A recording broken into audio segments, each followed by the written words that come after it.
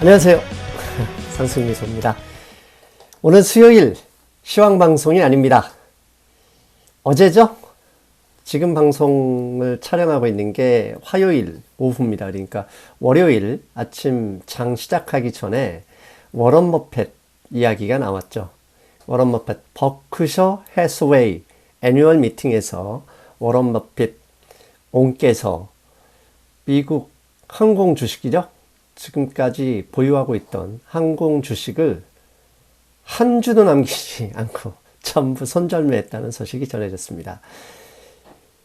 그 뉴스에 여러 유튜버들, 그다음에 일부 신문에서 경제 상황이 안 좋다. 결국은 워런 버핏이 다 매도하고 현금을 산 것은 주식 대폭락, 그걸 예상하기 때문이다. 이런 좀 과도한 비관론이 많았습니다. 그래서 오늘은 워런 버핏이 주식을 매도한 게 결국은 경제 위기, 경제 상황의 악화, 그게 아니라 포트폴리오 조정 차원인데 그게 결국은 나스닥을 향하고 있다라는 제목입니다.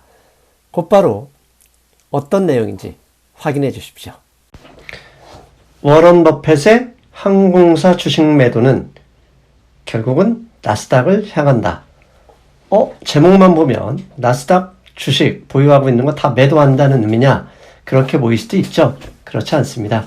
결국 워런 버핏의 항공사 주식 매도가 나스닥에는 호재라는 그런 의미가 되겠습니다. 먼저 월요일 방송에서 미국 연준 페드가 시장을 속이고 있었던 것은 아니냐라는 방송, 여기에서 핵심 내용이 그거였지 않습니까? 페드는 이미 약속한 4월 9일에 약속한 회사채와 정크본드 언제 매수할 것이냐, 이 뉴스에 따라서 시장이 조정이 마치거나 상승의 마지막 동력일 수도 있다, 이런 말씀을 드렸죠. 그런데 오늘 어린이날 화요일 새벽에요, 미국에서 뉴스가 나왔습니다. 뉴욕 패드에서 이야기했다는 CNBC뿐만 아니라 거의 모든 신문에서 나왔는데요. 패드가 early May, 5월 초순, 그러니까 early니까 결국 1일에서 10일 사이, 지금 이 방송이 나가는 게 6일이니까 며칠 안에 회사채, 정크본드 및 ETF를 매입하겠다라는 뉴스가 나왔습니다. 어떻게 보면 뭐 우연의 일치겠지만 이 뉴스와 함께 장이 일단 좋았습니다. 자, 여기까지 AS를 끝내고요. 어제 뉴스, 버핏이 보유 항공주를 매도한 게 아니라 손절매를 했습니다. 손절매를 통해서 무려 60조 원의 손실을 기록했다는 뉴스가 월요일에 가장 핵심 뉴스였죠. 그래서 도대체 버핏은 왜 항공 주식 손절매 했는지 그걸 알아보겠습니다.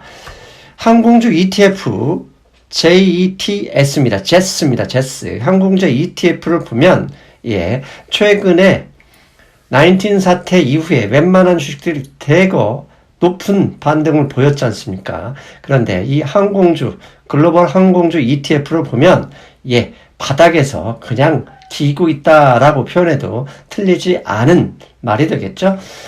19 사태 이후에도 반등에 전혀 힘을 못 썼던 항공 주식, 드디어 어쩔 수 없이 이런 상황이라면 버핏이 손절매를 칠 수밖에 없었을 수도 있다라는 이야기를 할 수는 있습니다.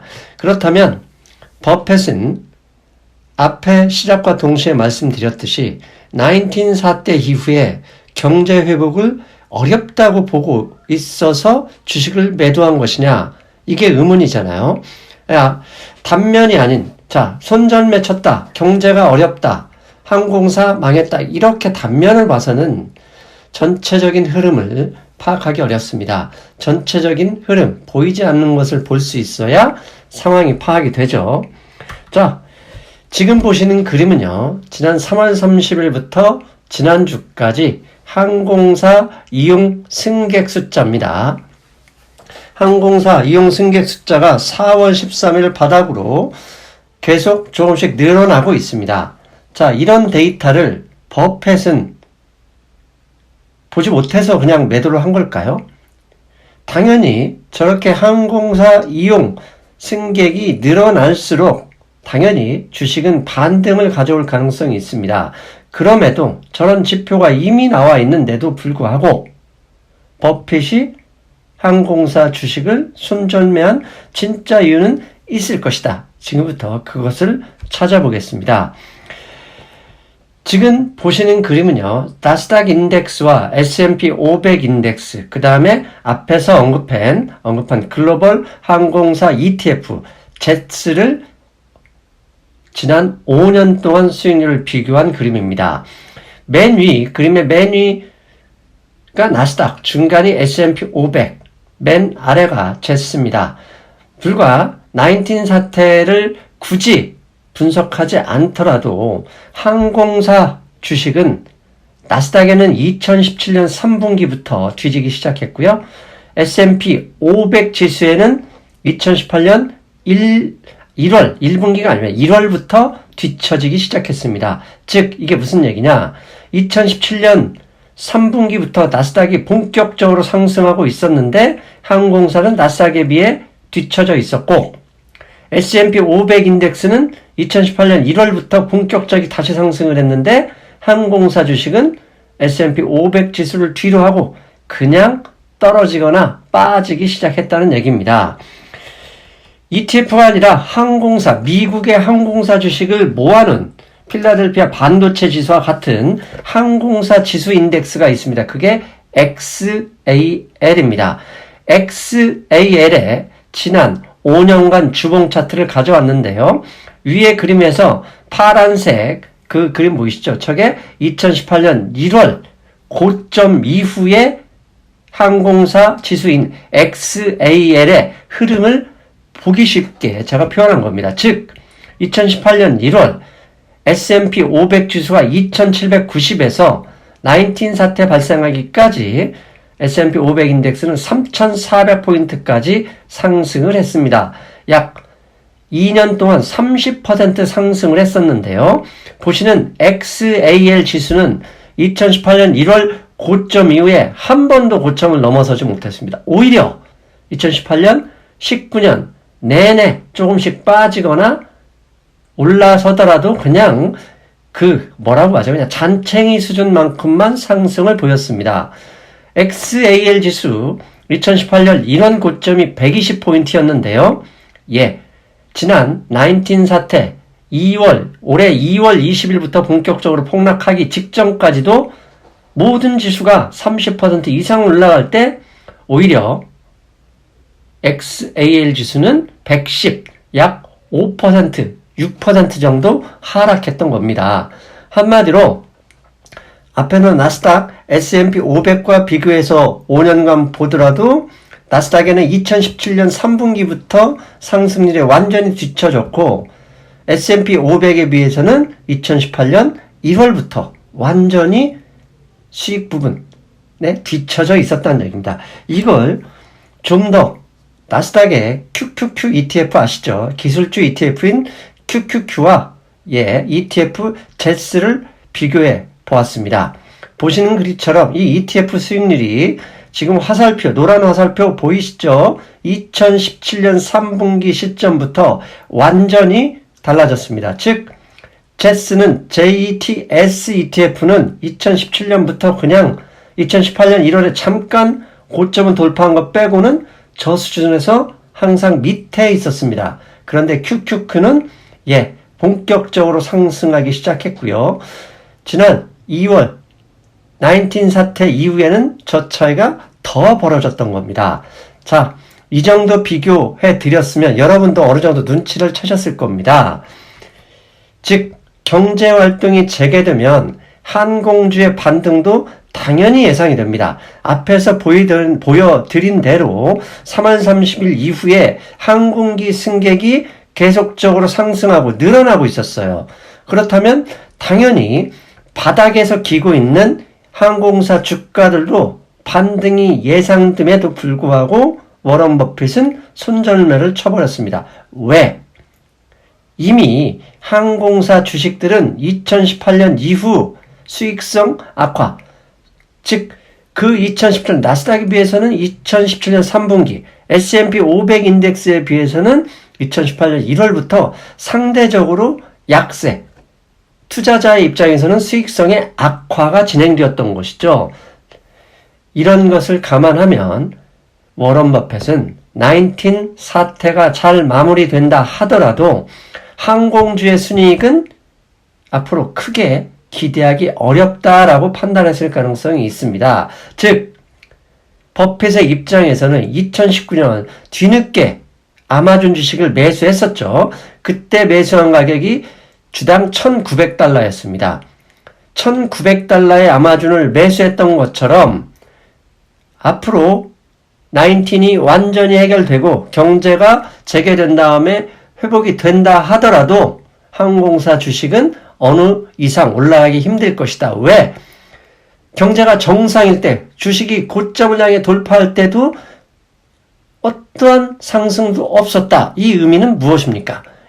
그만큼 경쟁이 격화됐거나 상승을 위한 모멘텀이 없어졌다라는 거죠. 그런데 19 사태로 인해서 모든 게 망가지고 재무구조도 엉망이 됐죠. 그리고 반글로벌, 즉 글로벌화, 세계화가 줄어들 가능성이 있다면 미래의 수익성을 위해서는 더 좋은 수익을 볼 수 있는 그런 주식을 위해 매도했을 수도 있다. 이렇게 추정할 수 있는 거예요. 그래서 워런 버핏의 항공주 매도는 경제의 문제가 아니라 일부 유튜버가 얘기하는 경제 폭망의 증거나 그것 때문에 미리 손절매하는 게 아니라 수익의 문제일 가능성이 높다라고 저는 판단하는 겁니다. 즉 앞으로 기존과 다른 종목, 다른 업종에 대한 접근으로 손절매에서 손실 본 것보다 더 많이 이익을 볼 수도 있다.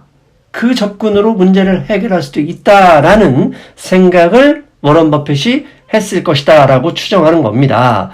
자, 지금 보시는 그림은 나스닥 100, 나스닥이 수백 개, 수천 개 종목이 있지만 상위 100개 종목을 모아놓은 게 나스닥 100 인덱스입니다. 나스닥 100 인덱스의 올해 2020년 포워드 예상 순이익 대비 주가 수익 비율을 보여드리는 그림인데요. 저게 이미 27 가까이 됐습니다. 즉 S&P 500의 10년 평균 이 밸류에이션이 19 정도 되는 걸로 알고 있는데 그것을 훌쩍 넘어서 버렸어요. 즉 나스닥 100 종목은 현재 4차 산업혁명을 주도하는 정말 수익성이 높은 종목들이잖아요. 그런 종목들이 저렇게 높은 밸류에이션을 받고 있기 때문에 최근에 이제는 고점에 다 왔다, 버블이 왔다, 논쟁이 등등등등 그런 게 있었지 않습니까? 이것도 워런 버핏의 항공주 매도와 연결시켜보면 이제는 뉴노멀이 새롭게 오고 있는 것일 수도 있다라는 생각을 해야 할 동인이라고 하나요? 해야 할 시점에 와 있는 건 아닐까 생각을 합니다. 엊그제입니다. 5월 3일 UBS 글로벌 유명한 증권사죠. 스위스를 본사로 둔 미국에서 활동하는 UBS 증권사가 리포트를 냈는데 이런 문구가 있었습니다. 이 문구를 제가 번역한 걸 읽어드리겠습니다. 미국의 GDP 대비 부채 비율을 감안할 때 최근에 미국은요.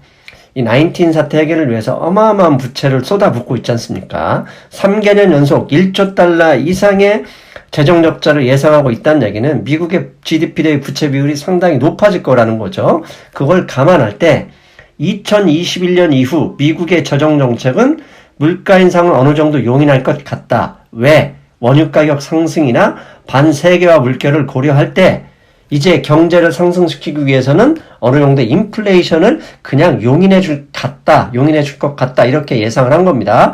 그리고 페드 또한 이를 수용할 것인데 이는 일본의 열을 보면 된다. 즉 일본의 장기 침체에서 보면 어떻게든 경제 회복을 위해서 인플레이션을 무시하고 올리고 있는 거죠. 근데 그게 쉽게 안 됩니다. 아무튼 그런 물가를 고려하면 실질 미국 국채금리는 마이너스 2%가 될 것이다. 즉 10년 만기 국채금리가 현재 0.6%인데 플러스 0.6이 아니라 물가 수준 나중에 올라가면 실질금리는 아예 마이너스가 될 것이라는 거죠. 즉 실질금리가 마이너스된 상황이고 이렇게 마이너스 금리, 실질금리가 마이너스라면 이는 주식시장에 긍정적이다.